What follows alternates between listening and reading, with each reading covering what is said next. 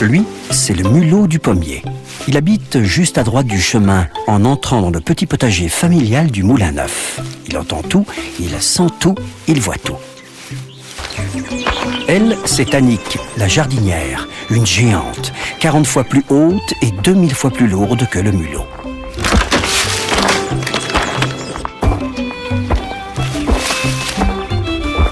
Après plusieurs mois d'un calme absolu, les géants investissent à nouveau les lieux.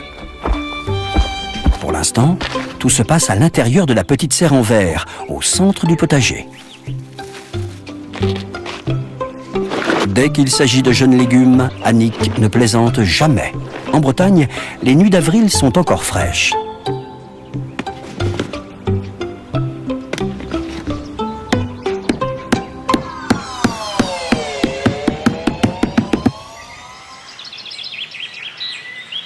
À cette époque, le potager ressemble encore à un désert. Un immense désert de 20 mètres par 20. Pourtant, la vie fourmille déjà de toutes parts. Il faut dire qu'au Moulin Neuf, on aime les animaux autant que les végétaux. Pour ne pas polluer le sol, pour manger des légumes sains et pour ne pas transformer le potager en désert aseptisé, Annick n'utilise jamais d'insecticides chimiques. Nous sommes le 15 avril, il est 10 h du matin. Pour les punaises, les fleurs d'angélique sont le dernier salon à la mode.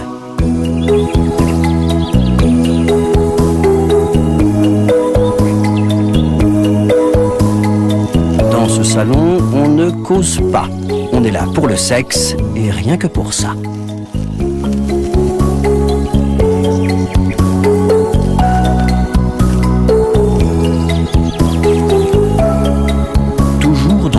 Angélique, deux charançons vêtus de jaune et de noir se sont invités au plaisir du moment. Le printemps, c'est le printemps.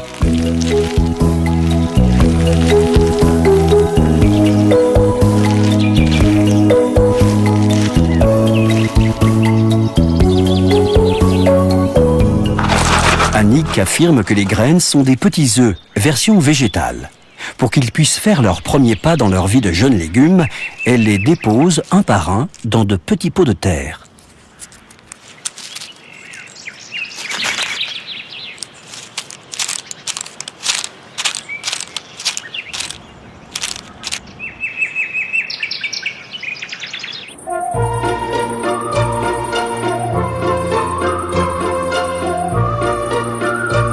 Vers 20 h, après une longue journée passée à somnoler, le mulot du pommier se réveille enfin. Il n'éprouve aucun plaisir à mélanger ses activités avec celles des jardiniers et travaille donc exclusivement de nuit. Petite analyse des parfums ambiants. Et c'est parti pour une exploration de toutes les gourmandises.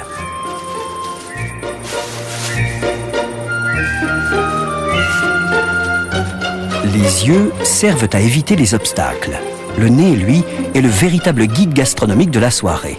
Un nez capable de repérer les bonnes graines à des dizaines de mètres de distance.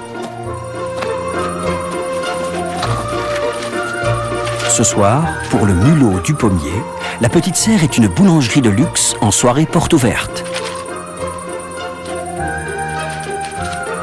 Ici, ça sent bon et tout est gratuit.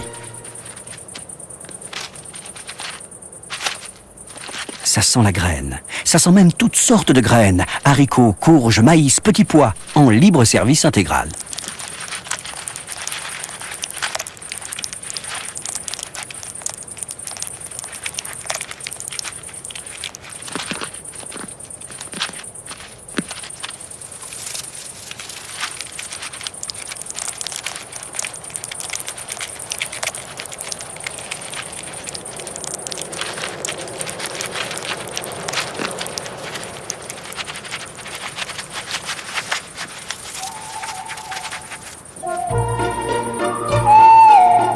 Pour pimenter la soirée, quelques graines ont même été cachées.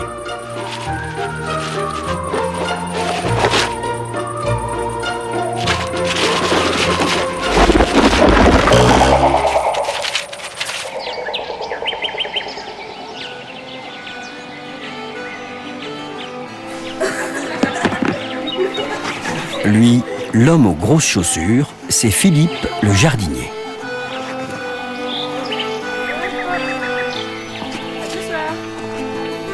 Il est 7h30, l'heure pour Nina et Mirzine de partir au collège.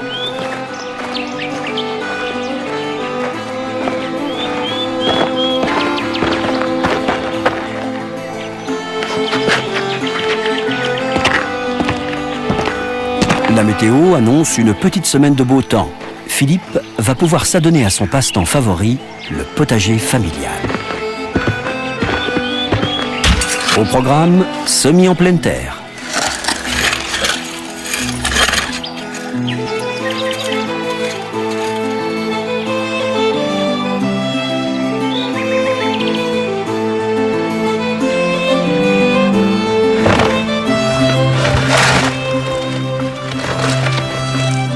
Chaque printemps, le potager du Moulin Neuf est ensemencé par des dizaines de variétés de légumes. Ici, même les graines ont le devoir d'être belles.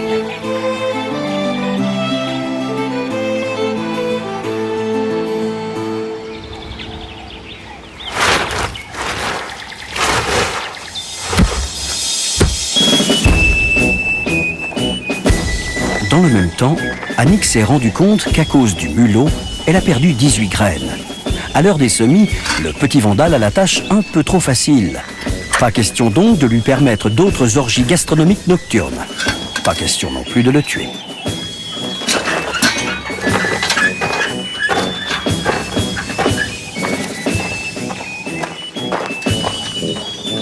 Le piège ne fera qu'emprisonner l'infatigable gourmand.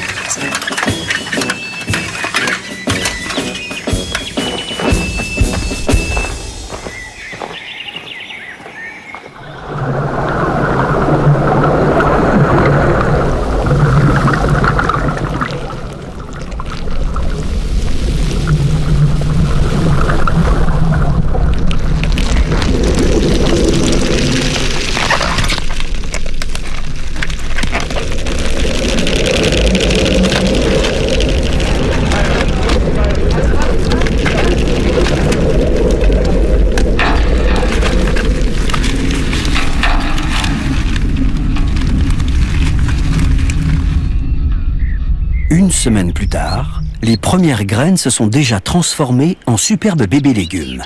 Le danger est-il pour autant écarté? Rien n'est moins sûr.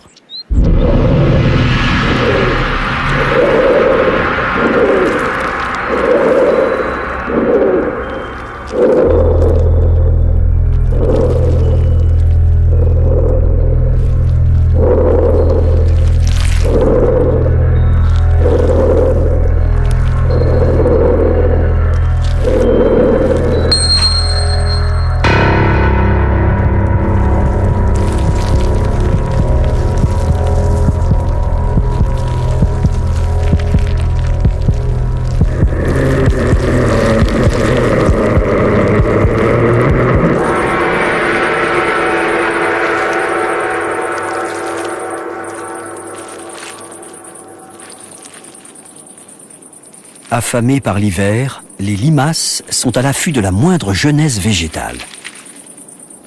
Qu'existe-t-il de meilleur et de plus tendre qu'une jeune feuille de laitue ou de petits pois?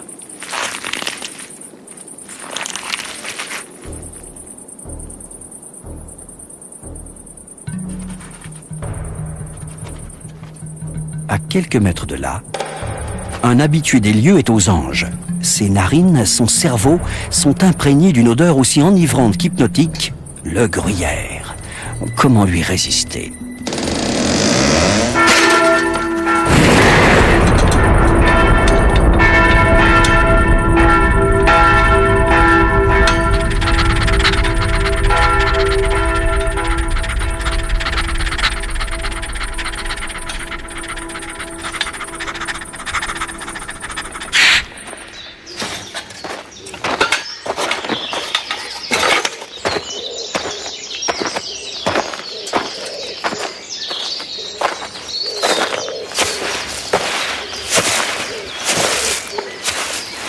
Dès le lendemain matin, la sentence est sans appel. Le mulot du pommier subit dans l'heure un exil forcé de 200 mètres dans la prairie voisine.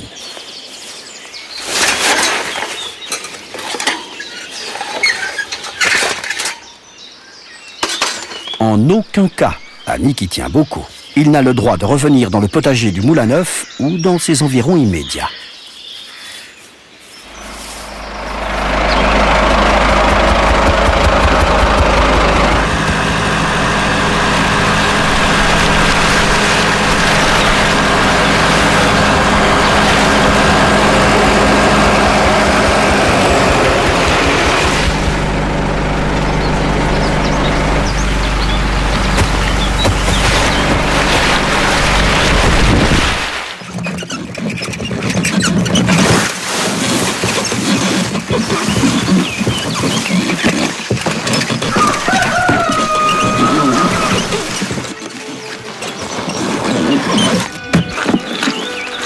Le fumier est arrivé juste à temps pour le deuxième jour de semis en pleine terre.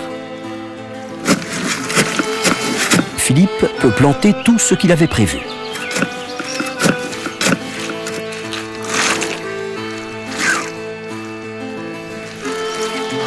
Le jardinier n'est pas le seul à travailler la terre, loin s'en faut. À longueur de jour et de nuit, les lombrics brassent, aèrent, transforment et améliorent le sol.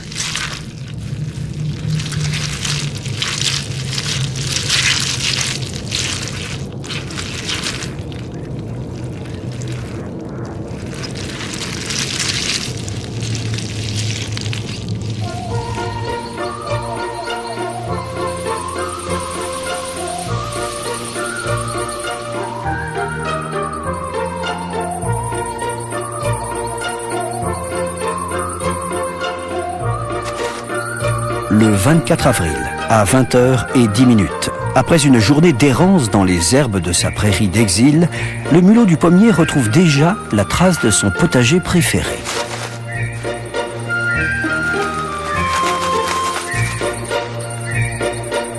La sentence d'exil proférée par Annick est bafouée le jour même de sa mise en application. La jardinière a cru de bonne foi que 200 mètres suffiraient pour empêcher définitivement le gourmand du pommier de revenir dans le potager. Elle découvrira plus tard, au cours d'une lecture, qu'il aurait fallu pas moins de 500 mètres pour ne pas prendre le risque d'un retour au point de départ.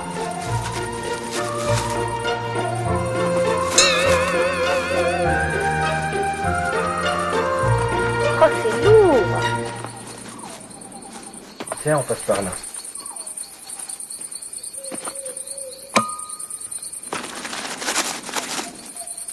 Cela fait maintenant 17 ans qu'Annick et Philippe n'utilisent pas d'insecticides chimiques dans leur potager.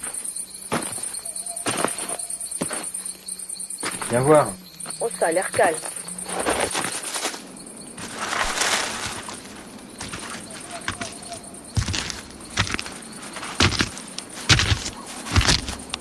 En contrepartie, au printemps, quand les légumes sont jeunes et tendres, les jardiniers doivent inspecter très régulièrement les lieux pour éviter toute mauvaise surprise.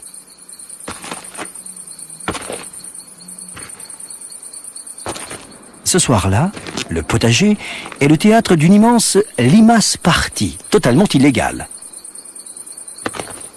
Si les jardiniers laissaient faire, de nombreux légumes pourraient y perdre la vie. Plus d'une cinquantaine de gastéropodes affamés sont en vadrouille.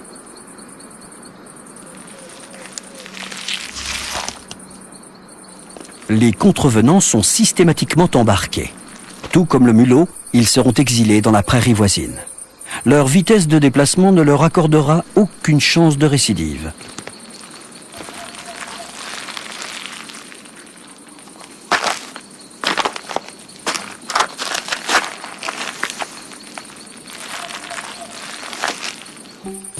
Face à un petit orifice qui ressemble à l'entrée d'un nid de mulot, Annick se plaît à penser que le chapardeur du pommier est toujours en exil et que ses graines sont désormais en sécurité.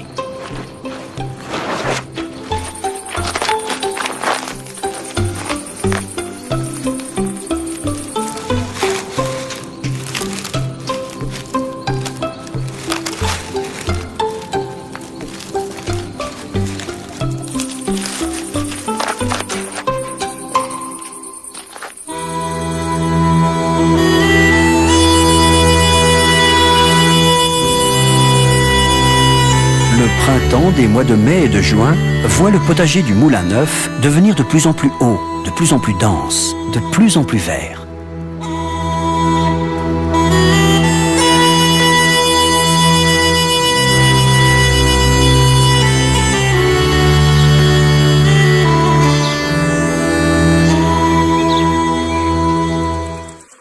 Nous sommes le 2 juillet. Il est 9 h du matin. Un joli petit papillon blanc virevolte d'une fleur à l'autre, d'un légume à l'autre. De toute évidence, il n'y a aucune raison d'avoir peur.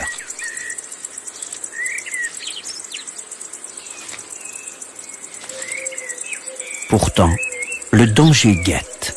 À la face inférieure d'une belle feuille de chou, le joli papillon blanc, qui n'est autre qu'un redoutable pierride, vient de pondre pas moins de 80 œufs. Si rien n'est fait, en moins de 10 jours, le chou ne sera plus que l'ombre de lui-même.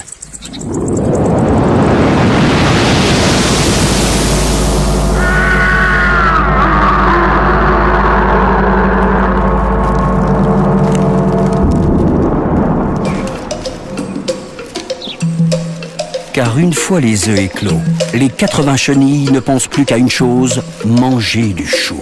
Et cela, de jour comme de nuit.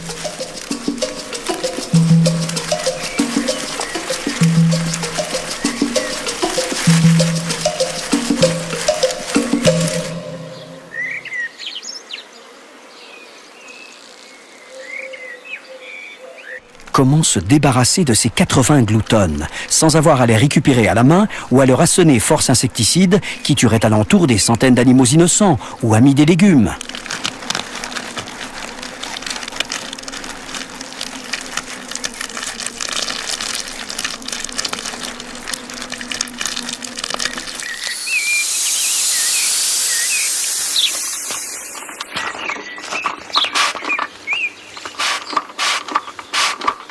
Le mélange d'anique est mortel, certes, mais il ne tue strictement que les chenilles. La jardinière a préparé elle-même un mélange d'eau et de Bacillus thuringiensis, une bactérie qui provoque chez les chenilles une maladie mortelle.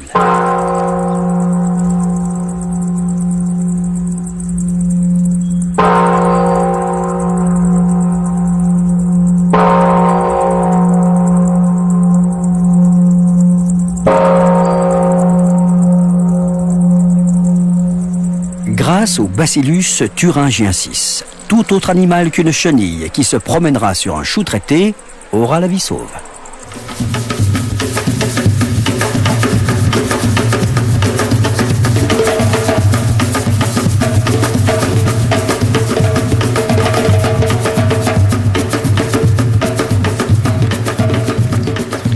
Trois jours plus tard, rien ne va plus dans le rang des pommes de terre. Envahi depuis peu par une petite armée de ravageurs appartenant à la tribu des coléoptères et portant le nom de doryphores.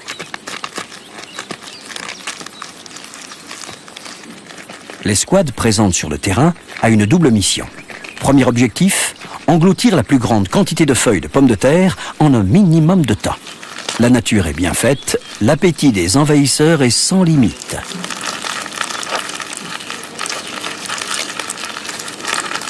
Mais si les doryphores avalent une quantité trop importante de feuilles, les pommes de terre au sous-sol seront plus petites et moins nombreuses.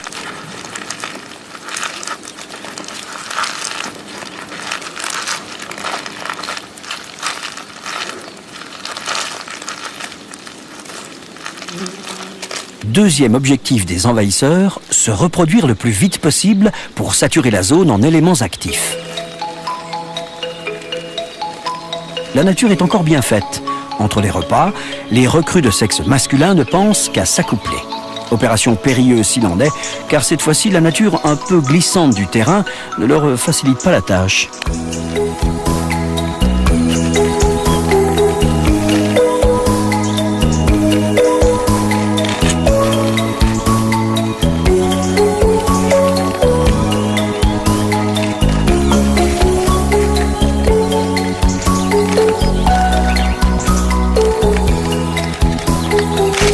Si la concurrence s'en mêle, le travail est encore plus difficile.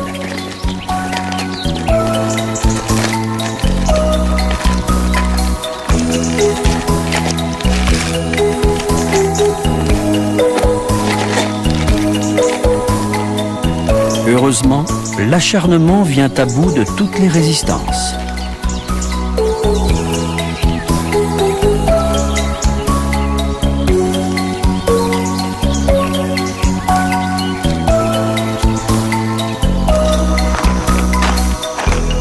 À quelques mètres de là, le potager reçoit la visite de Mirzine, le fils des jardiniers. C'est à lui qu'incombe la lourde tâche d'alimenter le compost familial, avec les restes alimentaires dégradables.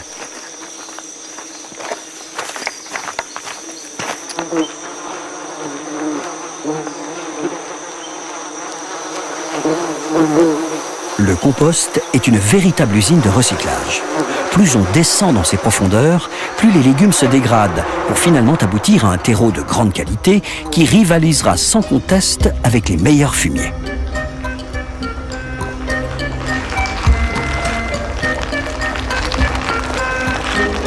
Les employés de cette usine sont tous volontaires. Ils sont des centaines de milliers à travailler jour et nuit au déchiquetage des déchets.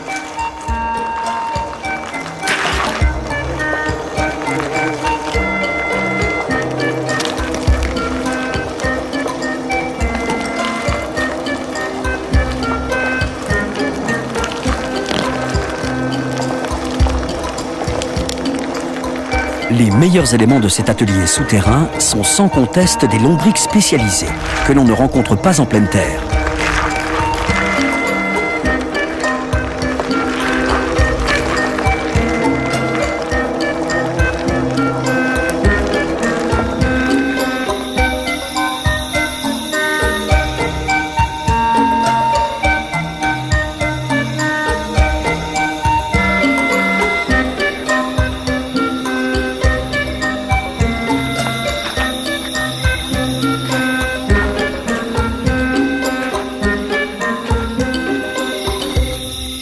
Juste avant d'aller se coucher, Annick aime prendre une petite infusion de sauge ou de menthe poivrée. Une belle occasion de croiser les créatures qui, toutes les nuits, hantent le potager du Moulin Neuf.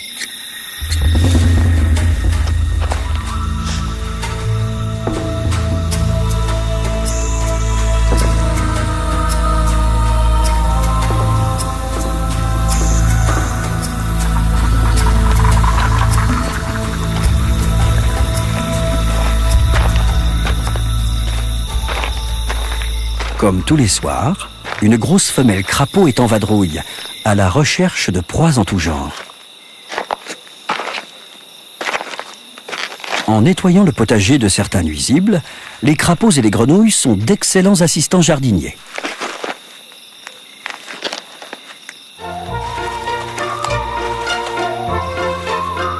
Peu après le départ d'Annick, un petit fouineur bien connu rejoint les lieux. Pour le mulot du pommier, le compost est un passage quotidien obligatoire. Aujourd'hui est un jour béni. Il n'y avait pas eu d'endives au menu depuis des mois.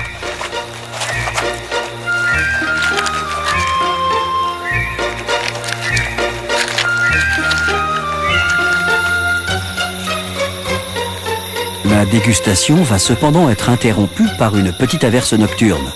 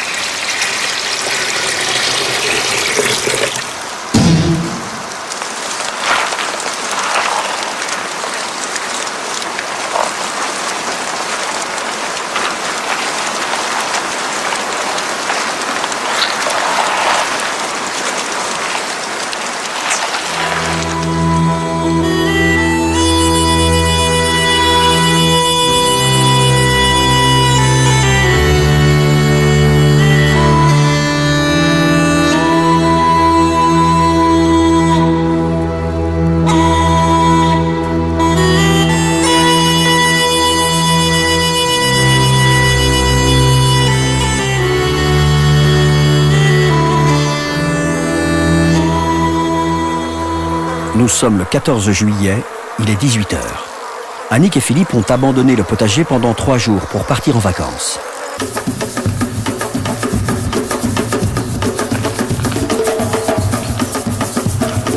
Pendant ce temps, dans le rang des pommes de terre, la tribu d'Orifort engage une nouvelle étape de son plan d'invasion. Camouflée sous une large feuille, une recrue femelle pond une trentaine d'œufs.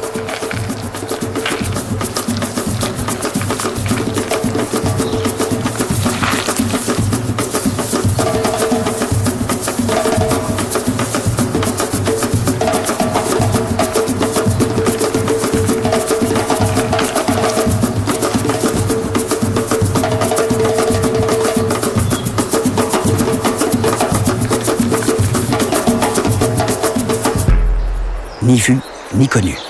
Pour l'instant, le plan d'invasion se déroule sans la moindre bavure.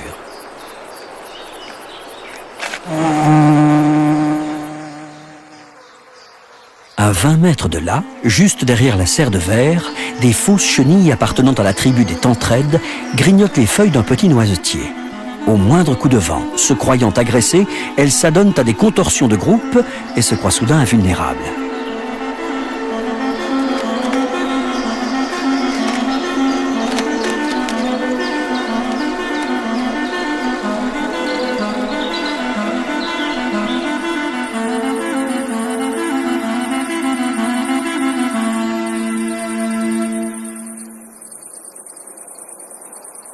Avant de partir en vacances, les jardiniers ont largement sous-estimé le nombre de limaces qui, chaque nuit, quittent leur cachette pour attaquer les jeunes légumes encore tendres.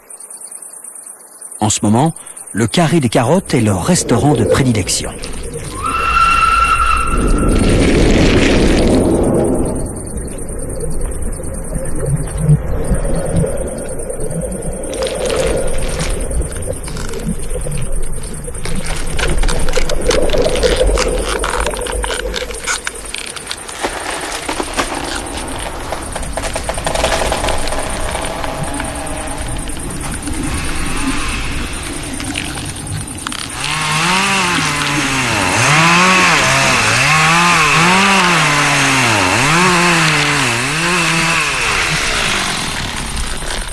Lentement mais sûrement, la petite forêt de verdure voit ses arbres tomber les uns après les autres.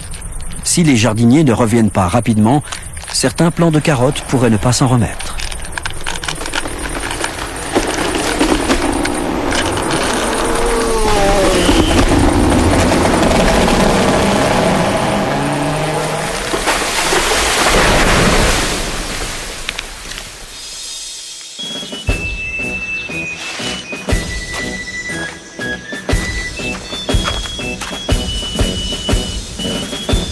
Heureusement, dès le 16 juillet, au petit matin, l'inspection générale est de retour.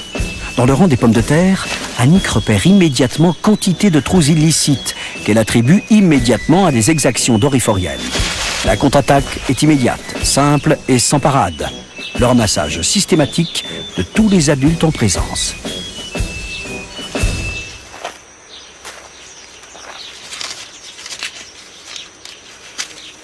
Trois coups de filet d'un quart d'heure chacun suffisent à éliminer radicalement toute la population d'envahisseurs.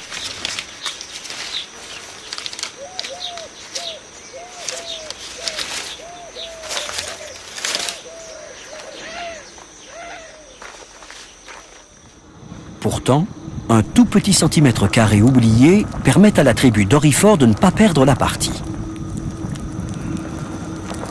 Dès le lendemain, les œufs éclosent et donnent naissance à autant de larves minuscules.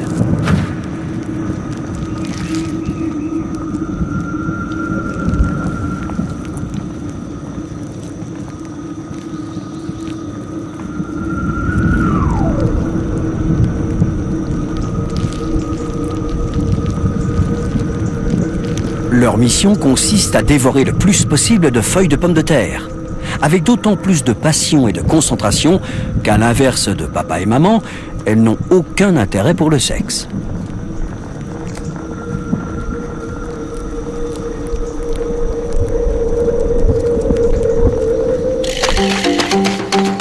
En début d'après-midi, devant l'ampleur des dégâts sur les jeunes carottes, Annick opte pour une stratégie de piégeage anti-limaces tous azimuts.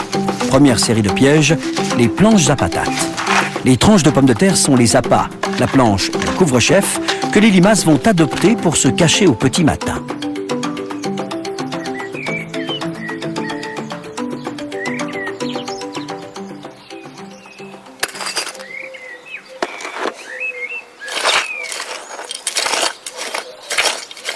Le deuxième type de piège est nettement plus pernicieux, puisqu'il fait appel au penchant naturel des limaces pour la bière.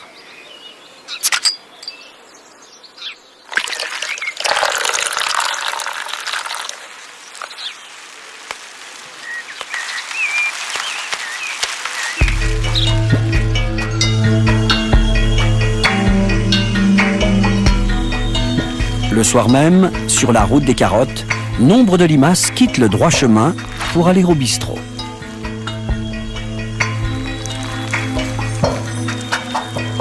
Mais chez les limaces, la passion pour la bière est une activité mortelle. Elles en ingurgitent au point de gonfler comme des ballons de baudruche. Rares sont celles qui ressortent vivantes de la buvette.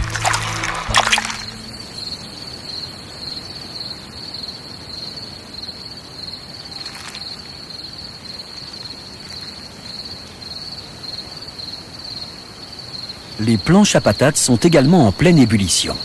Les limaces se régalent des pommes de terre pendant la nuit. Et au petit matin, protégées par les planches, elles n'éprouvent pas le besoin de se diriger vers une cachette extérieure.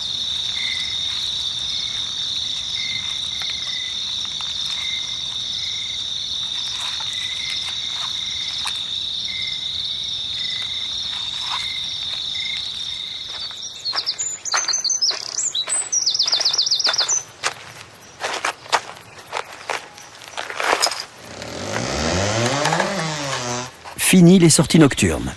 Annick n'a plus qu'à relever tranquillement ses pièges une fois par jour.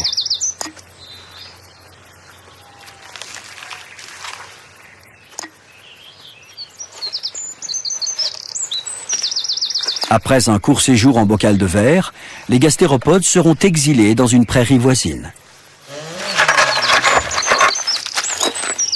Annick a toujours pensé qu'une petite marche vaut mieux qu'un produit chimique.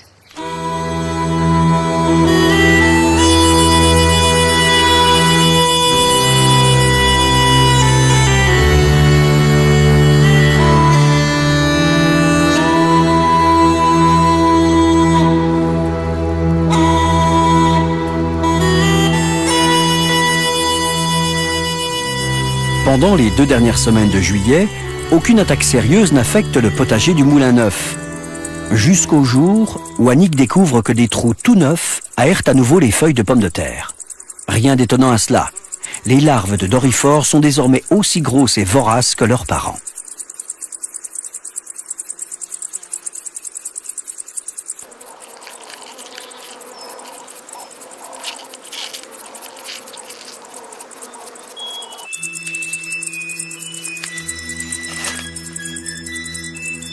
Pour Annick, adulte ou larve, même combat.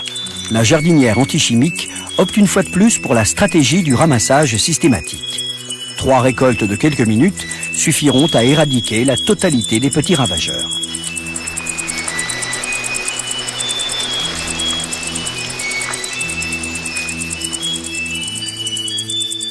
À une vingtaine de mètres de là, tout est au plus calme dans le potager de Mirzine, le fils des jardiniers. Le petit lopin de 2 mètres sur 2 jouit d'une tranquillité presque absolue quant aux relations qu'il entretient avec son propriétaire. Mirzine part en effet du principe que le potager est avant tout un plaisir et que d'ordinaire, la nature est bien faite. Mais ce soir-là, la nature rend visite au mini-potager par l'intermédiaire du mulot du pommier, le retour. Au menu, petite mise en bouche sur fraises vertes,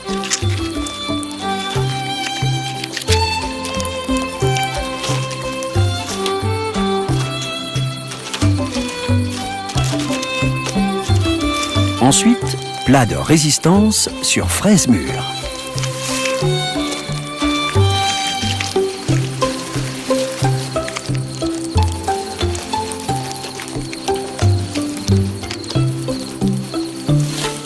La culpabilité n'étant pas le point fort des mulots, le gourmet se fera un plaisir de revenir demain soir, terminer ce mets délicieux, mais un peu trop copieux.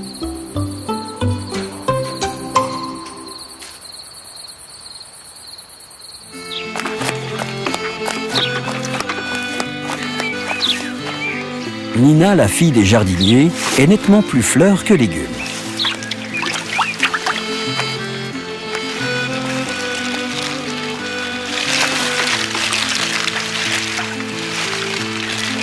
Arroser les fleurs est certes une activité romantique, mais cela permet également de surveiller si tout le monde est en bonne santé. Il semblerait justement que des petits plaisantins s'amusent à faire du piercing dans les feuilles de dahlia. Or, les trous sont trop petits pour défendre la thèse des limaces. Cela sent le forficule à plein nez. Confirmation immédiate, puisque 2 forficules, autrement dit des perce-oreilles, attendaient patiemment la nuit à l'abri d'un pot. Les petits voleurs de feuilles détestent le grand jour et courent se mettre à l'ombre du premier caillou venu.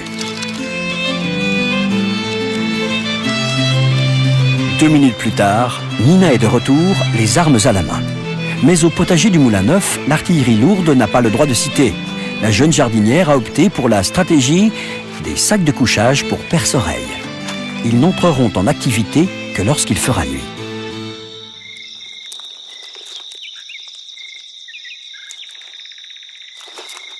Vers 19h, les perce-oreilles sortent de leur torpeur et, comme si de rien n'était, quittent leur abri de cailloux pour aller croquer du dahlia.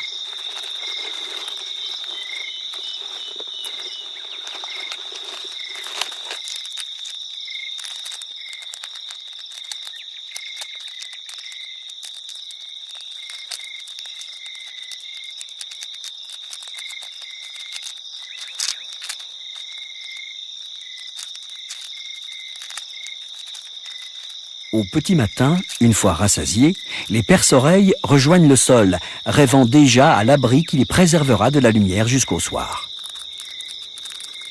Les sacs de couchage installés par Nina sont des refuges idéaux.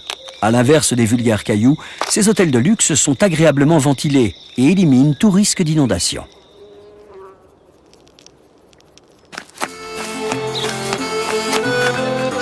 Les sacs de couchage sont pour les perce-oreilles ce que les planches à patates sont pour les limaces. À part que cette fois-ci, les voleurs de feuilles vont être exilés au cœur même du potager. Là, ils passeront instantanément du statut de ravageurs nuisibles à celui d'assistants jardiniers. Car ici, au milieu des choux et des poireaux, aucune feuille ne les attire. Par contre, ils sauront se rendre très utiles, en dévorant ici et là quelques pucerons cendrés, ceux qui depuis quelques jours ravagent le chou situé au bout de la ligne.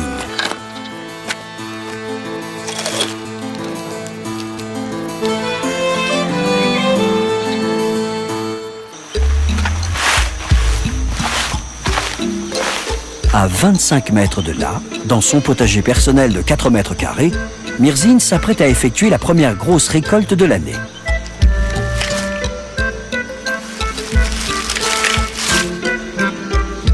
Par rapport au temps passé à ne pas désherber et à oublier d'arroser, le rendement du mini-jardin est remarquablement élevé.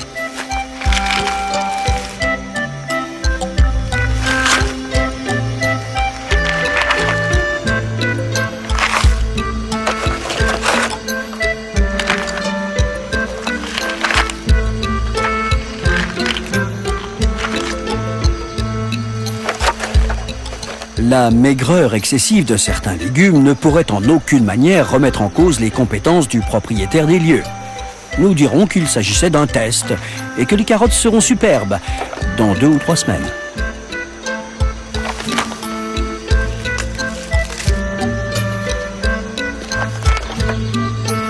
C'est bien connu, tout paradis, aussi petit soit-il, porte en lui une zone d'ombre.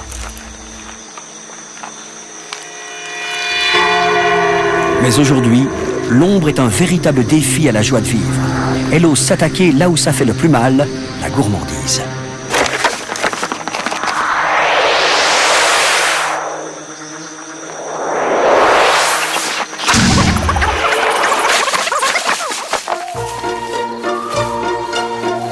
Chez le mulot du pommier, l'apprentissage du danger n'est pas près de supplanter la fascination qu'exerce sur son petit cerveau l'odeur hypnotique d'un bon gruyère savoyard.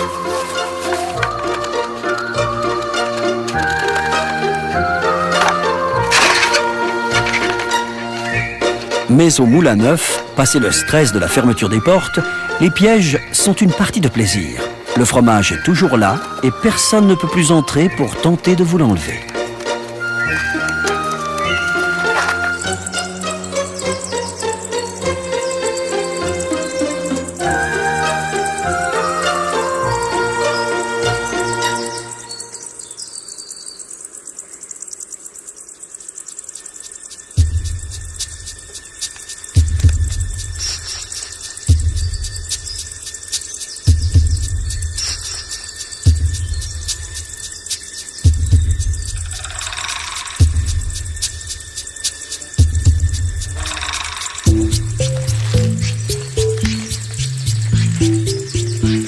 Taille idéale, tendreté des fibres et petit goût anisé. Les feuilles de fenouil envoûtent toutes les chenilles de macaon qui les rencontrent. Une passion obstinée qui vaut aux larves de papillons de multiplier leur poids de naissance par 1000 en l'espace de 2 semaines. Juste avant de se transformer en chrysalides, les monstres mesurent plus de 7 cm de long. Comme les dégâts causés aux fenouils n'affaiblissent que très peu la partie comestible du légume, et comme les macaons sont des papillons protégés, Annick ne se permettrait jamais d'éradiquer ces superbes chenilles de son potager. Elle aime au contraire leur rendre une visite de temps à autre et en profiter pour contempler leurs superbes cornes à odeur de citron, un système de défense susceptible d'éloigner les prédateurs naturels.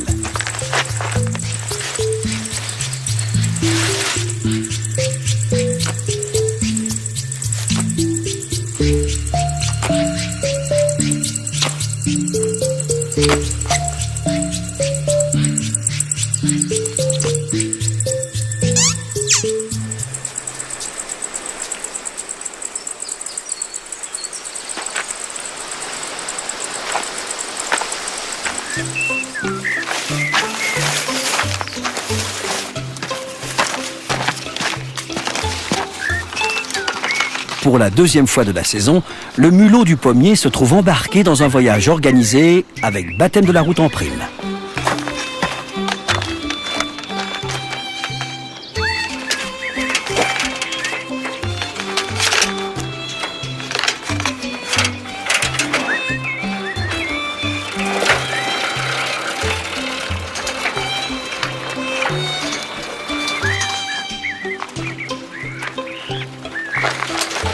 Ce voyage lointain, de plus d'1 kilomètre de distance, éloignera définitivement le chapardeur du Moulin Neuf.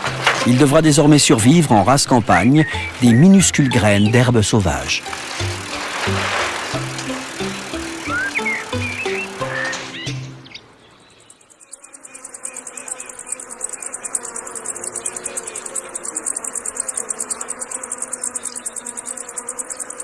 Nous sommes le mardi 28 juillet. Il est 16h30. Tout semble bien paisible dans le potager du Moulin Neuf. Les légumes et les fleurs sont là, calmes et tranquilles. Pourtant, devant la serre en verre, la colonie de pucerons qui habite les fleurs de céleri branche entame soudain une étrange valse tourbillonnante.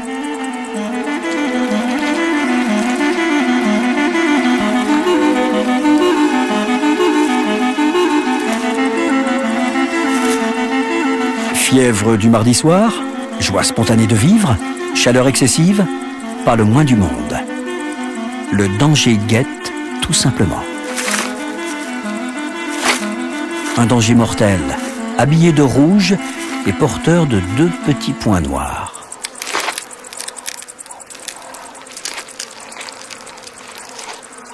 Malgré son look de bête à bon Dieu, le prédateur est redoutable. Chaque jour, une bonne dizaine de pucerons finissent au fond de ses entrailles.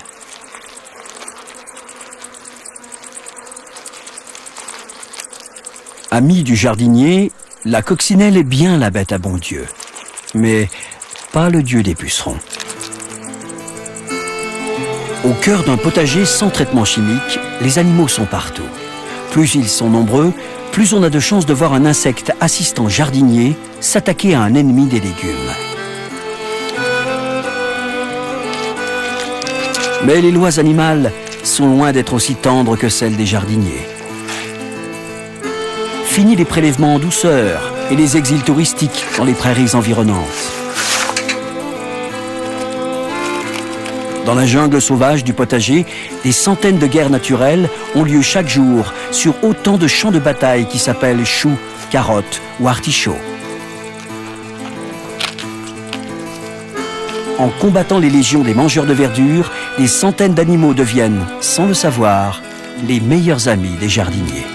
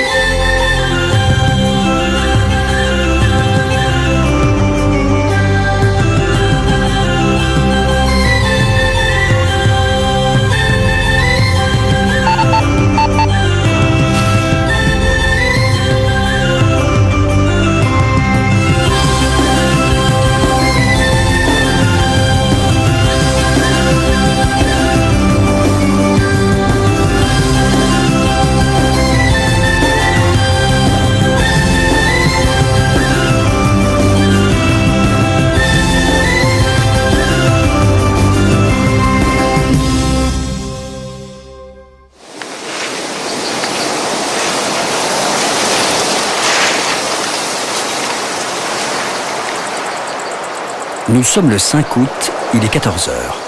Dans le potager familial du Moulin Neuf, à l'ouest de la Bretagne, la température est accablante. 32 degrés à l'ombre, 45 sous le soleil. Les légumes se gorgent de lumière et fabriquent de la chlorophylle à pleine feuille.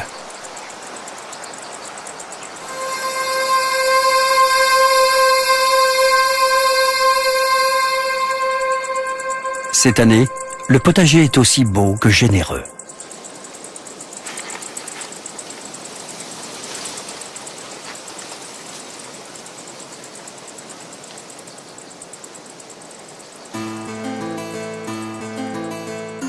Malgré les apparences, le potager du Moulin Neuf n'est pas un jardin comme les autres. Pour manger des légumes sains, pour ne pas polluer le sol et pour ne pas transformer son potager en désert vidé de ses animaux, Annick, la jardinière, n'utilise jamais d'insecticides chimiques. Mais en contrepartie, elle sait pertinemment que son potager abrite des milliers d'insectes assistants jardiniers. Certains aident les plantes à se reproduire. D'autres livrent de jour comme de nuit une guerre implacable aux ennemis des légumes. Pour preuve, Alors qu'elle cueille des haricots princesse rouges pour préparer son dîner, à 3 mètres derrière elle, sur les 34 feuilles qui composent une jeune gerbe de blé, un insecte, ami des légumes, prépare une attaque aussi minuscule que terrifiante. Sur chaque feuille de blé, une bonne dizaine d'envahisseurs pucerons affaiblissent la plante en lui pompant de la sève à longueur de journée. Heureusement, un agent spécial de la tribu des guêpes parasitoïdes est naturellement sur place. Sa taille, moins de 2 mm de long, est parfaitement adaptée à celle des envahisseurs qu'il s'apprête à traiter. Sa technique de travail fait froid dans le dos de tout puceron digne de ce nom. La mini-guêpe est spécialisée dans l'implantation d'œufs microscopiques. À coup d'arrière-train, elle inocule un œuf minuscule dans l'abdomen de ses victimes. Un œuf mortel. Sa mission est facile. Les pucerons ne se défendent quasiment jamais. Ils ne savent que tourner en rond. Au pire, les plus doués parviennent-ils à sauver leur petite vie en optant pour la chute libre.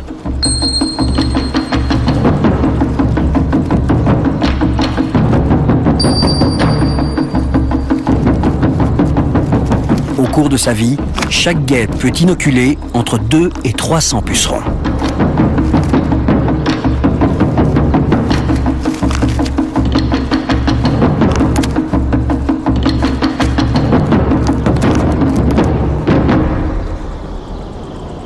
L'avenir d'un puceron implanté est une horreur. Dans son ventre, chaque œuf de guêpe donne naissance à une minuscule larve. Cette larve mange le puceron vivant, de l'intérieur. Quand ses parties vitales sont touchées, le puceron meurt planté sur sa feuille.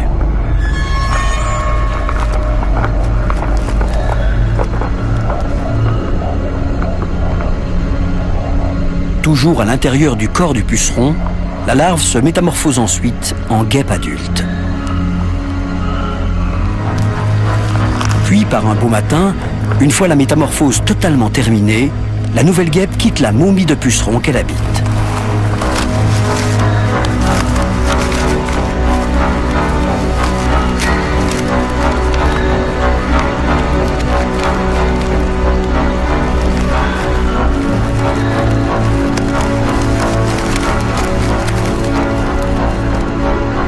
Le temps de laisser durcir ses ailes, et la petite guêpe s'envolera à la recherche d'un partenaire de l'autre sexe. Un nouveau cycle d'implantation d'œufs pourra alors commencer. Ceci faisant, la terrible guêpe parasitoïde est l'une des meilleures amies des jardiniers.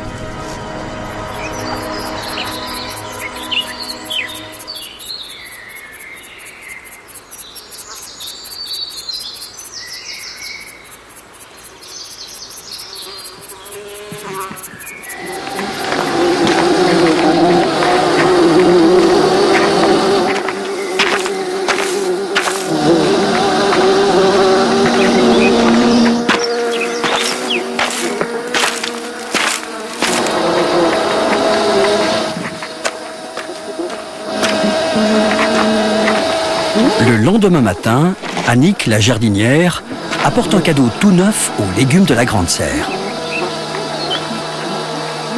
Rien de tel qu'une ruche d'une centaine de bourdons pour relancer la libido des fraises et des tomates, surtout quand elles vivent à l'intérieur.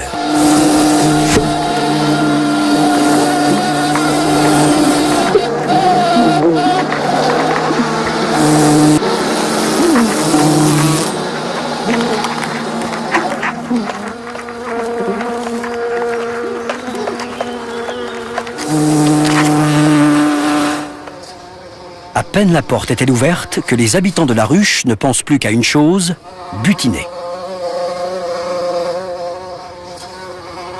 Les bourdons sont irrésistiblement attirés par les fleurs. Ils raffolent de leur couleur, de leur odeur, du goût sucré de leur nectar et de la consistance de leur pollen qu'ils ratissent de leurs pattes arrière pour le transporter jusqu'à la ruche.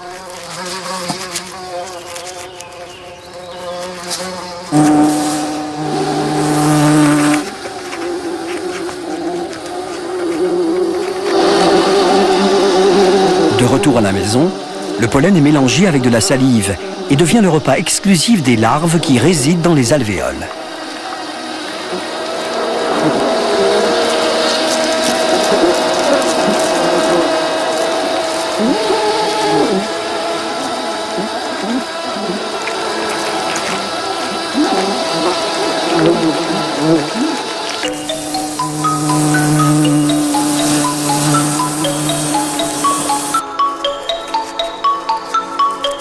Tout en butinant, les bourdons remuent la fleur avec une telle vigueur qu'ils jouent le rôle, sans le vouloir une seule seconde, d'entremetteurs sexuels pour légumes en chaleur.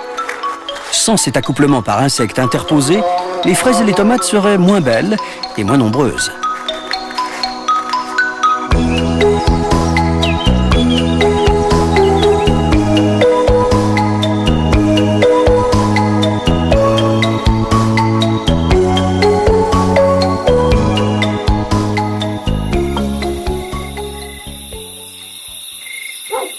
Chaque nuit, les milliers de créatures animales qui habitent le potager du Moulin Neuf redoublent d'activité.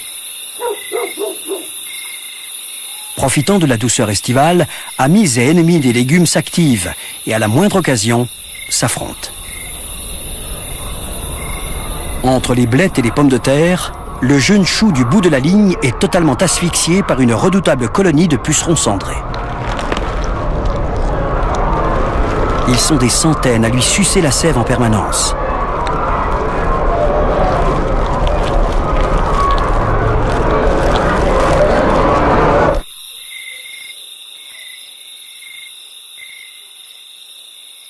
Heureusement, à 3 mètres de là, entre 2 petites mottes de terre, un ami des choux s'apprête à voir le jour.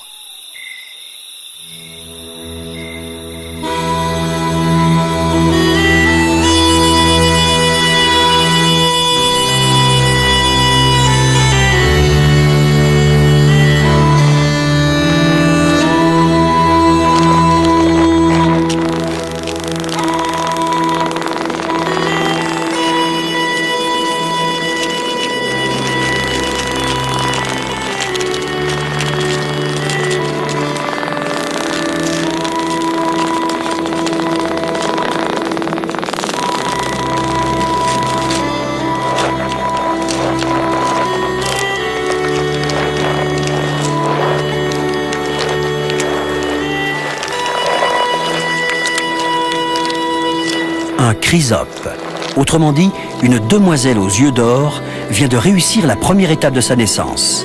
Le plus difficile reste à faire.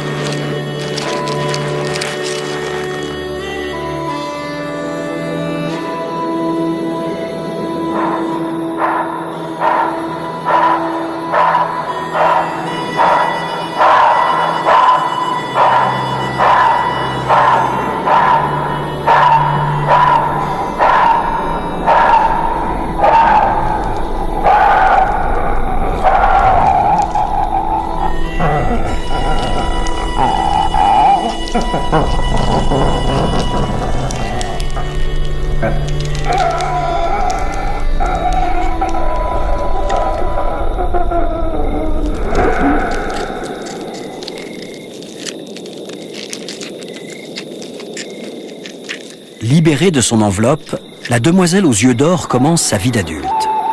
En fait, son action directe sur les légumes sera très discrète.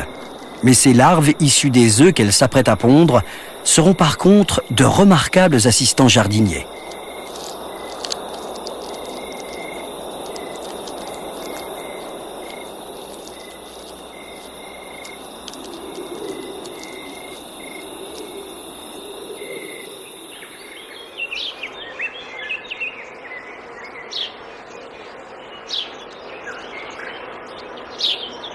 Le lendemain matin, la rosée dévoile des centaines de pièges invisibles, faits en fil de soie, aussi fins que résistants. À la moindre vibration anormale, le propriétaire du piège apparaît.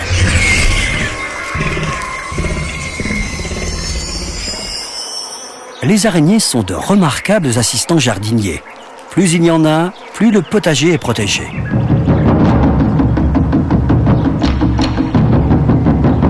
Les pièges des argiopes n'ont pas leur pareil pour stopper en plein vol des dizaines d'insectes ennemis des légumes.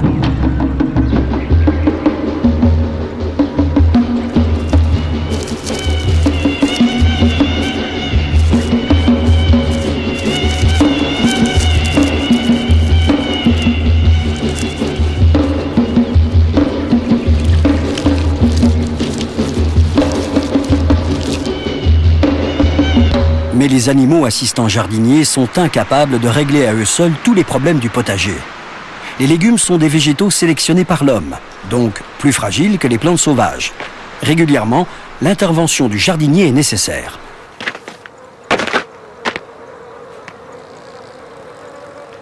Carton jaune pour la grande serre à tomates, aubergines, concombres et poivrons.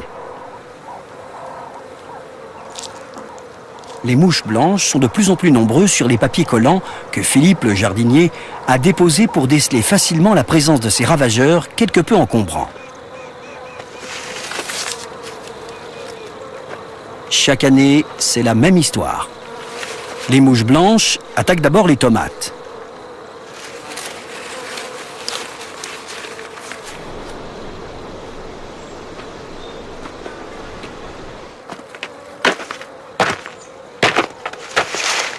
Puis elles envahissent les aubergines, les courgettes et les poivrons.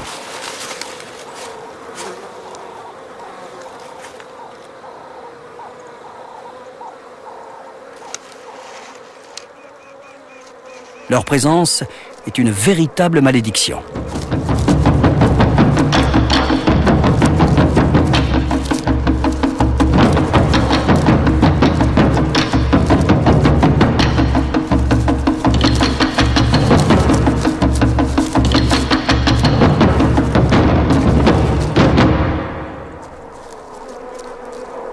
Non contentes de fatiguer les plantes en vampirisant leur sève, elles finiraient par recouvrir les légumes de leur déjection si Philippe les laissait faire.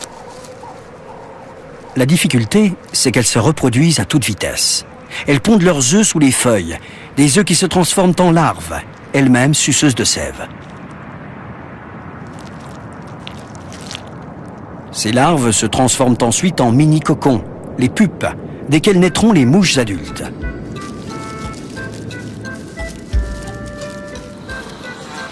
À l'intérieur de la grande serre, Philippe peut difficilement compter sur l'aide massive d'assistants jardiniers naturels.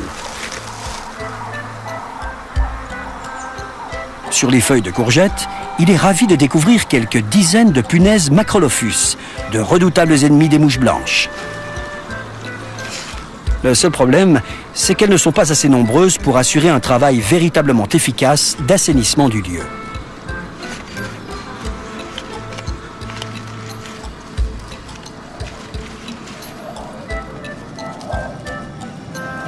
Pourtant, leur technique de combat est très opérante.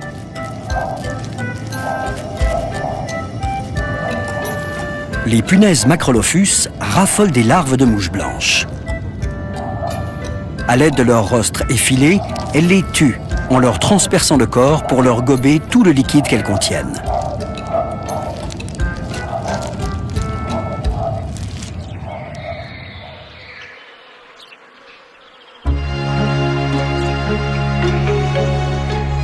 Dans le même temps, à l'autre extrémité du potager, la demoiselle aux yeux d'or, née la nuit dernière, mène de fleur en fleur la vie la plus mondaine possible. Ses préférées sont les roses et les fleurs d'aubépine, au cœur desquelles elle fait ses repas, mélange de pollen et de doux nectar.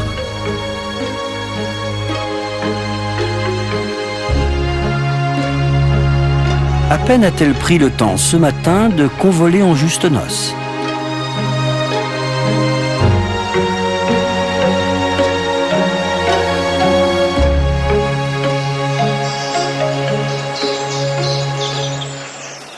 À 17h, Annick arrive pour une nouvelle cueillette. Le plaisir est au rendez-vous. Le plus dur, c'est de choisir. Aujourd'hui, les petits pois auront sa préférence.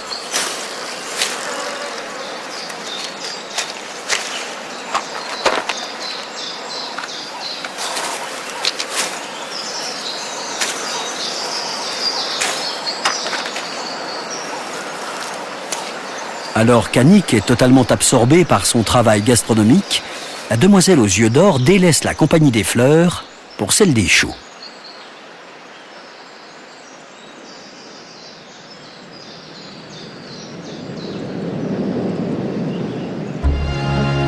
L'heure n'est plus aux délices de l'amour ou de la nourriture, mais à la ponte.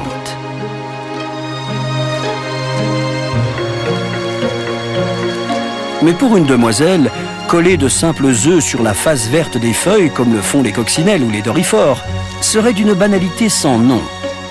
la demoiselle aux yeux d'or y ajoute sa petite touche personnelle, le pédoncule.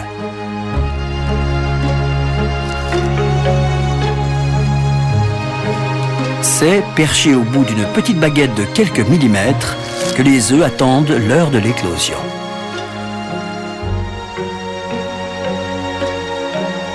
L'élégance naturelle de la demoiselle aux yeux d'or s'arrête à la ponte.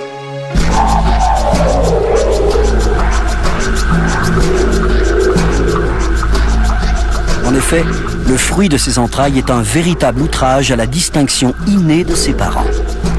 La demoiselle accouche de petites machines de guerre, dotées d'une ventouse à l'extrémité arrière et d'une paire de crochets éventreurs à l'avant de la tête.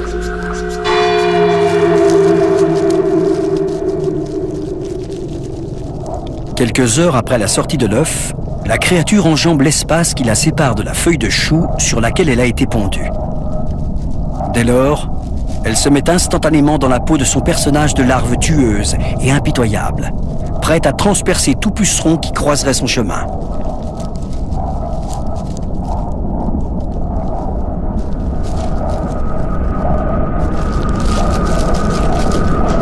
Une fois dans l'abdomen de sa proie, les crochets aspirent directement le liquide sucré qu'il contient.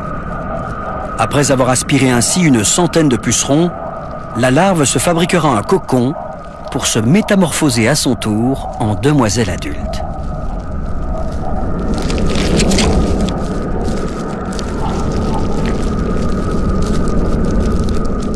Grâce aux larves de demoiselles, les attaques des pucerons cendrés parviennent rarement à gêner la croissance des choux du potager du Moulin Neuf.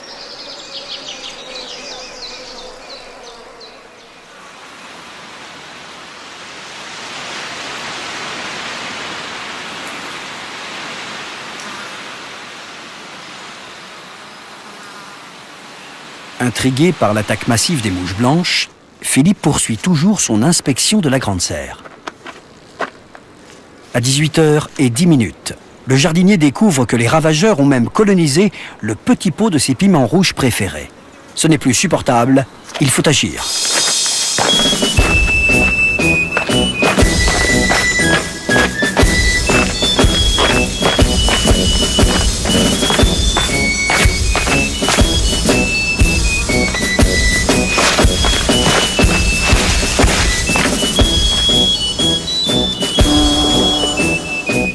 Le piment rouge est dirigé vers la petite serre pour une expérience sans précédent au potager du Moulin Neuf.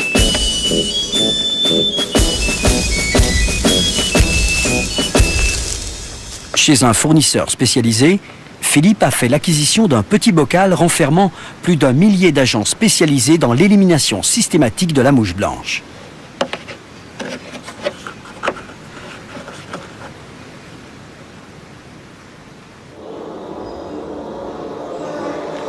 Les agents en question appartiennent à la tribu des guêpes parasitoïdes et portent le nom de code d'Ancarcia.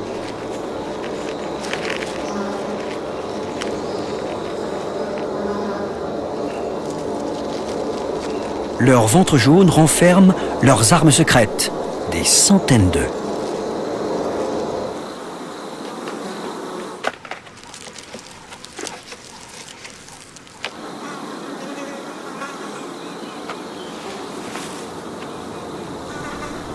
Les mini-guêpes, qui mesurent moins d'1 millimètre de long, se mettent immédiatement au travail.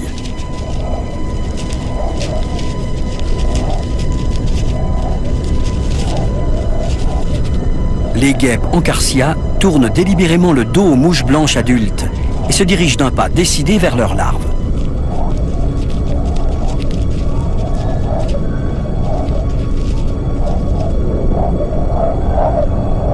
Dans un premier temps, la guêpe s'abreuve des déjections d'une larve de mouche blanche.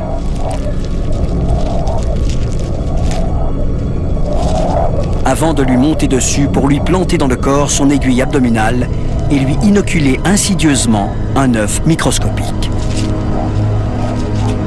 Chaque guêpe peut infester ainsi plus de 300 larves de mouches blanches.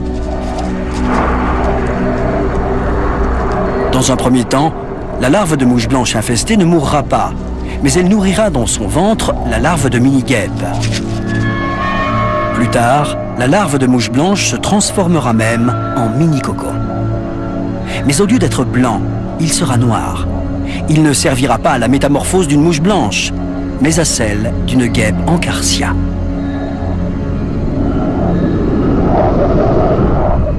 Une semaine plus tard, le cycle infernal touche à son terme. Une nouvelle guêpe encarsia est prête à voir le jour.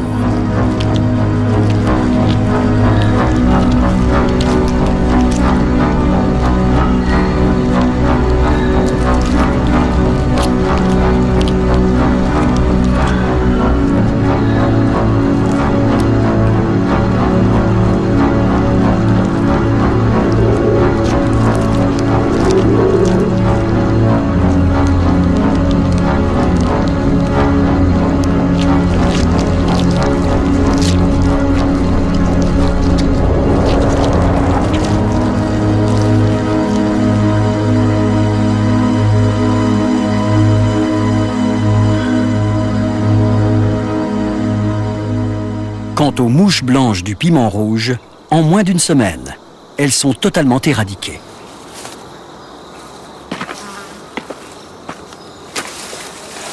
Philippe traitera avec le même succès l'ensemble de la Grande Serre.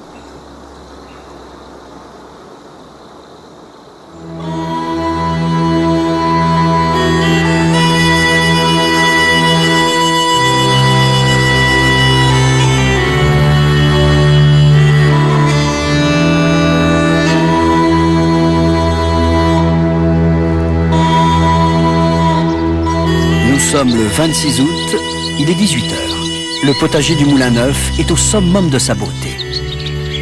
Une fois réglée l'affaire des mouches blanches, le mois d'août est particulièrement calme.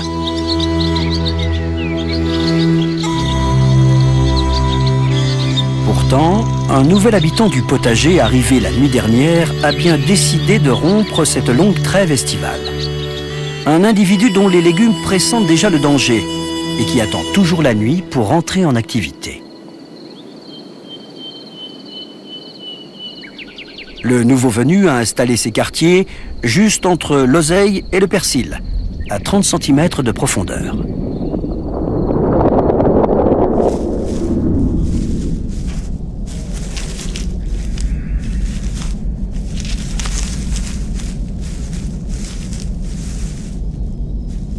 « 22 h. La nuit vient de tomber. C'est l'heure pour le campagnol d'aller au travail. Dernier coup de patte au nid de mousse et c'est le départ. Le souterrain creusé la nuit dernière mène directement au paradis. Il faut marcher un peu moins d'1 mètre, passer sous le petit chemin qui longe le persil, c'est déjà là.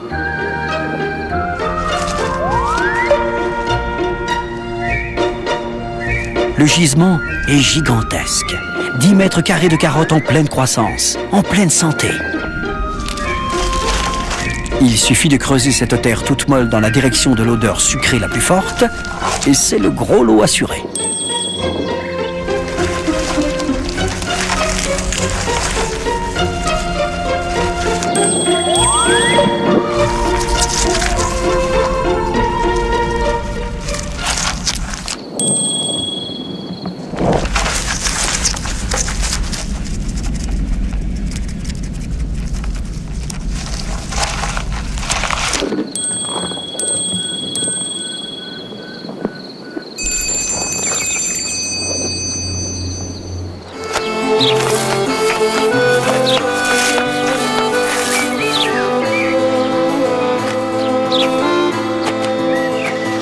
Le lendemain matin, Nina, la fille des jardiniers, est chargée de la cueillette pour le déjeuner. C'est l'embarras du choix.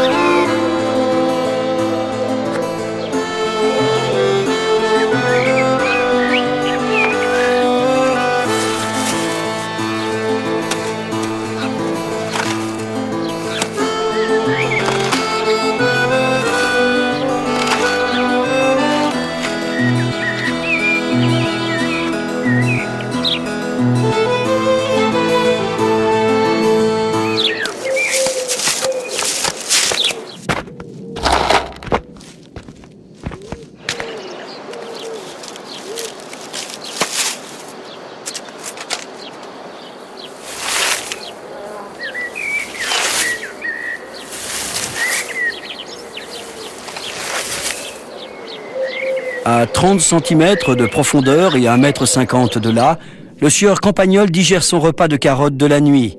Mais soudain, c'est le drame.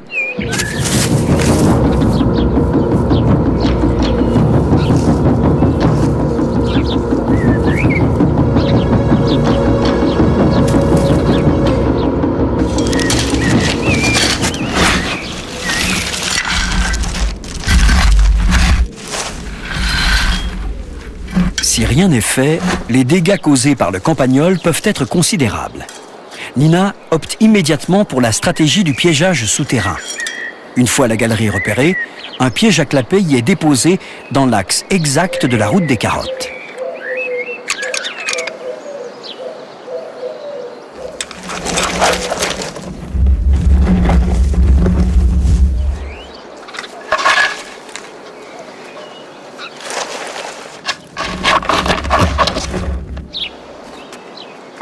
Une heure après la fin du chantier, le Campagnol du persil est de nouveau dans son nid. À l'avenir, il évitera soigneusement la direction des carottes, jusqu'au jour où la gourmandise sera devenue trop forte.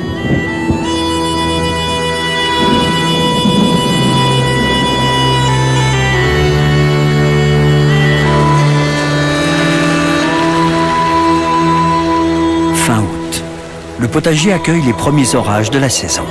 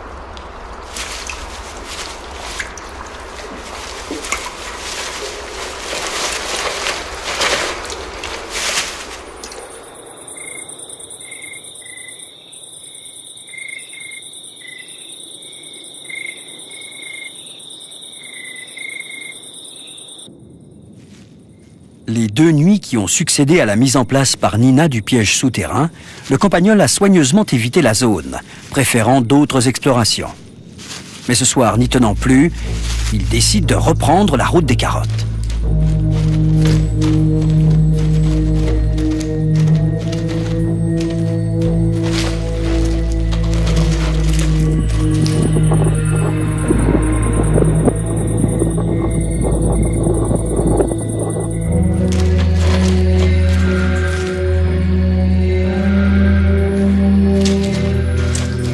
Devant cet objet surprenant, la prudence s'impose quelques secondes.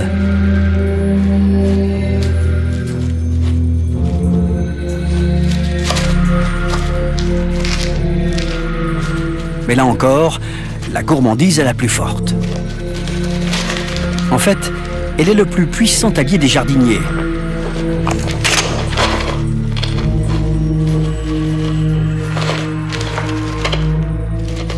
Un jour ou l'autre, tous les mangeurs de légumes se font piéger.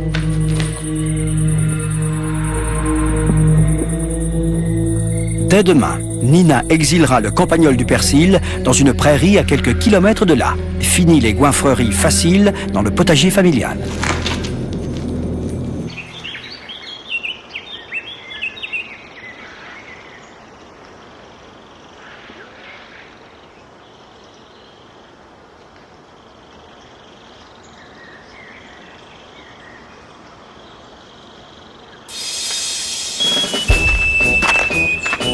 Annick et Philippe sont tellement sûrs de leurs animaux assistants jardiniers qu'ils s'adonnent parfois à des expérimentations qui glaceraient d'effroi tout jardinier classique. Ainsi, le 30 août, à 10 h du matin, le potager du Moulin Neuf assiste à l'arrivée, au cœur de son petit carré d'artichauts, d'un plant provenant du jardin d'un ami. Or, cet artichaut-là est littéralement recouvert de pucerons noirs. « Ils sont fous !» hurlerait le jardinier chimique. « Ils vont contaminer toute leur plantation !» Il faut dire que le nouveau venu transporte avec lui l'armada complète d'une colonie de pucerons en pleine santé. En d'autres termes, une usine high-tech de fabrication de clones d'invasion. Tout d'abord, afin de ne pas perdre la moindre minute en futilité sexuelle, les mâles ne font pas partie du personnel. Par contre, l'usine comporte 2 castes de femelles. Les porteuses d'ailes sont les moins nombreuses. Leur mission est d'assurer la colonisation par les airs des plants d'artichauts environnants. Sur les branches et les feuilles, des légions entières de femelles sans ailes pompent à tout va dans les vaisseaux conducteurs de sève. Dans le même temps, à un rythme effrayant, elles s'adonnent à des pontes de type Immaculée Conception. Ici, on met au monde sans avoir besoin de s'accoupler. Pour accélérer le rendement, on a supprimé le stade des œufs. Les petits naissent prêts à sucer de la sève et n'ont besoin d'aucun soin parental.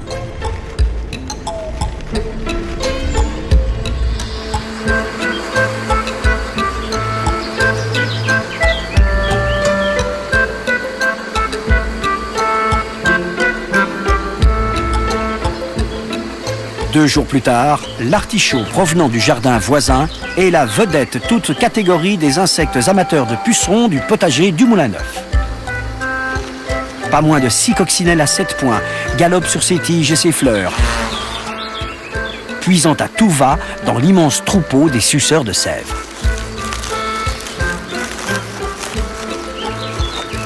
Régulièrement, des mouches à allure de guêpe et appartenant à la tribu des cirfes se joignent à la fête. Tout en léchant sur les tiges et les feuilles les déjections sucrées des pucerons, le miella, elles pondent des œufs qui donneront naissance à des larves, elles-mêmes grandes croqueuses de pucerons.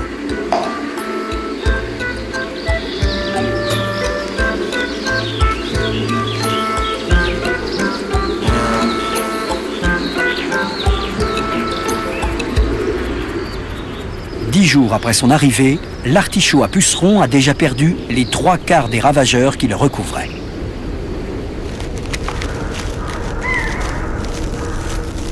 Les larves de coccinelles n'ont pas failli à leur redoutable réputation, ingurgitant près d'une vingtaine de pucerons chaque jour.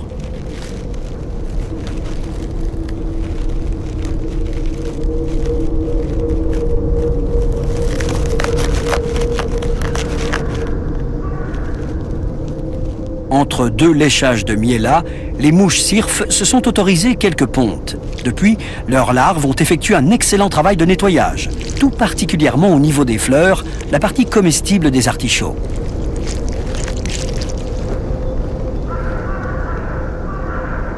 Pour soutenir l'entreprise d'assainissement, les demoiselles aux yeux d'or ont parsemé l'artichaut d'une bonne trentaine d'œufs.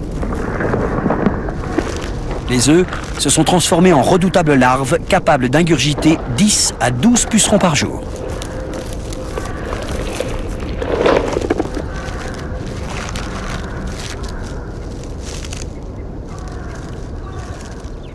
Sans avoir subi le moindre traitement chimique, l'artichaut infesté est totalement débarrassé de ses pucerons moins de 15 jours après son arrivée dans le potager du Moulin Neuf. Aucun artichaut autochtone n'a eu le temps d'être contaminé.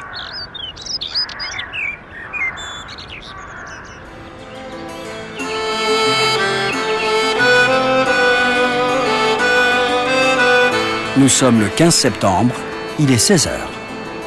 Pour le plaisir des yeux, Annick et Philippe laissent chaque année fleurir quelques têtes d'artichaut.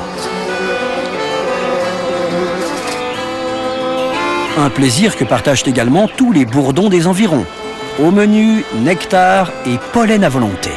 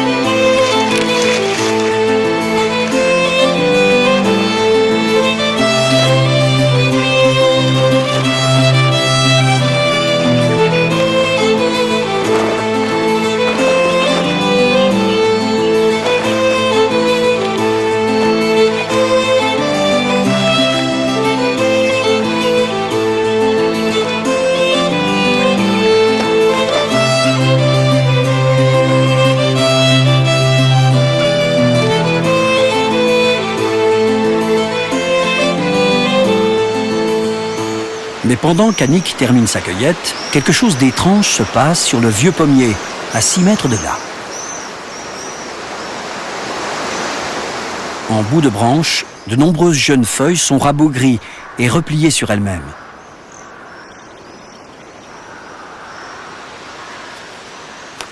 Philippe a sa petite idée, mais rien ne vaut l'observation directe. Idée confirmée. Le vieux pommier est malade d'une superbe colonie de pucerons roses. Normalement, les grosses attaques de pucerons appartiennent au passé. Comment se fait-il que les assistants jardiniers naturels ne soient pas intervenus en temps et en heure? À nouvelle intuition, nouvelle confirmation. Le pommier à pucerons tardif est également le lieu de villégiature d'une belle colonie de fourmis.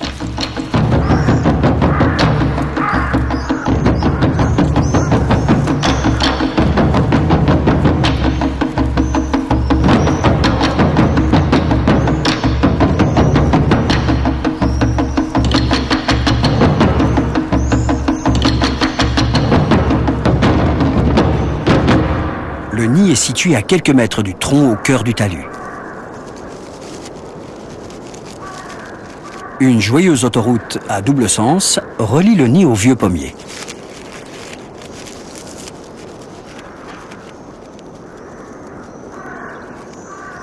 Au sommet du tronc, l'autoroute se divise en dizaines de branches et branchettes, menant à des centaines de feuilles. Et pas n'importe quelles feuilles, seulement celles qui abritent des pucerons.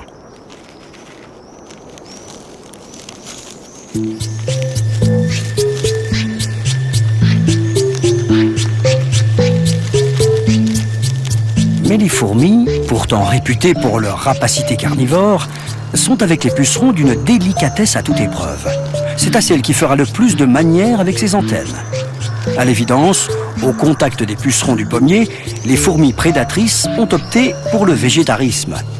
Les suceurs de sève ne sont pas des proies, mais du bétail, qu'il convient de traire en leur tapotant l'abdomen à petits coups d'antenne afin d'en extraire le miel.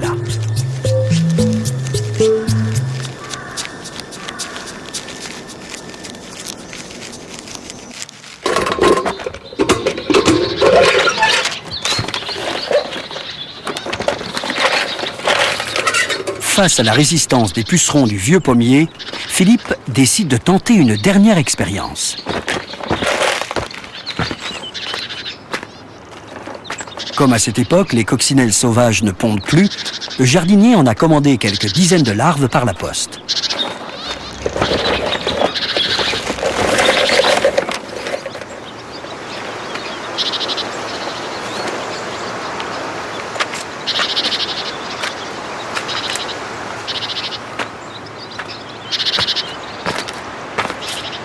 L'expérimentation scientifique va pouvoir commencer.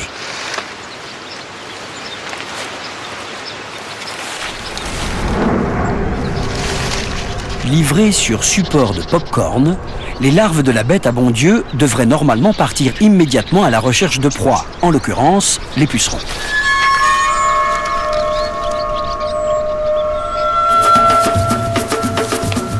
Mais les fourmis omniprésentes ne leur laissent guère le choix. Certaines larves ne quitteront même pas le pop-corn de leur propre gré.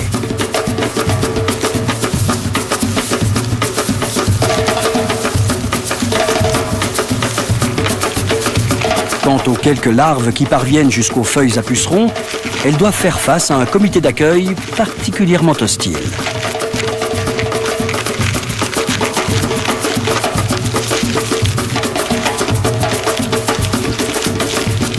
Les fourmis tiennent à la sécurité de leur bétail comme aux prunelles de leurs yeux à facettes. Elles sont les meilleures amies des pucerons du vieux pommier.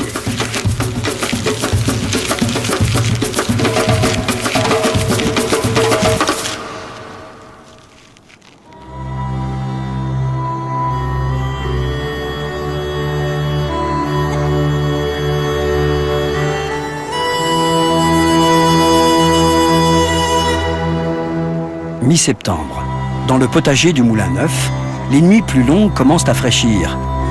Vers 4 heures du matin, il n'est pas rare que la mini-jungle soit entièrement recouverte de brume.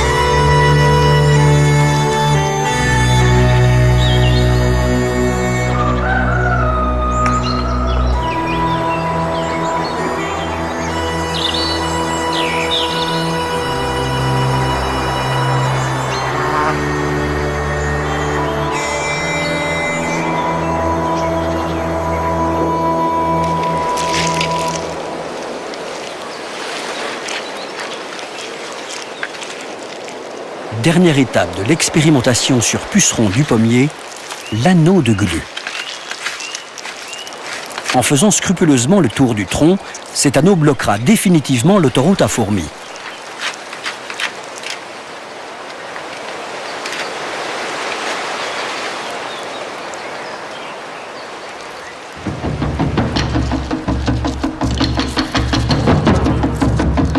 Désormais, plus rien ne s'oppose à l'appétit sans limite des larves de coccinelle.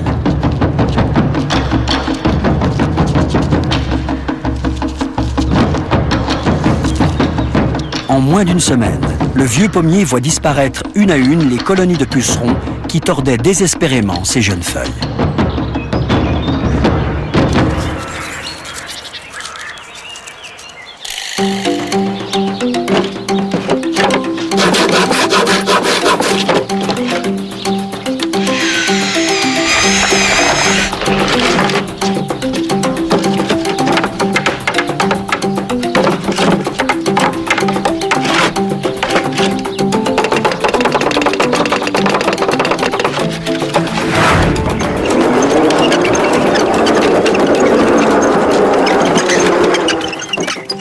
Mi-octobre. Déjà, Philippe pense à l'hiver. Entre les fenouils et les choux, le potager du Moulin Neuf accueille un hôtel de luxe destiné aux insectes assistants jardiniers en quête de refuge pour l'hiver. Les chambres, gratuites et de taille variée, fourniront à leurs futurs habitants tout le confort nécessaire pour passer la saison froide. Rapidement, de bouche à oreille, d'antennes à mandibules, le lieu devient le dernier endroit à la mode. Les demoiselles aux yeux d'or sont les principales clientes de l'hôtel. Elles apprécient tout particulièrement la chambre à fines ouvertures décorées de paille.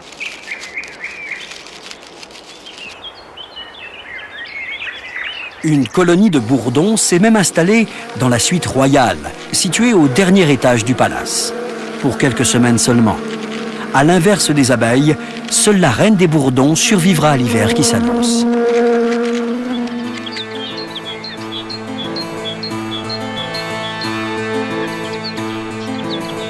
Début novembre.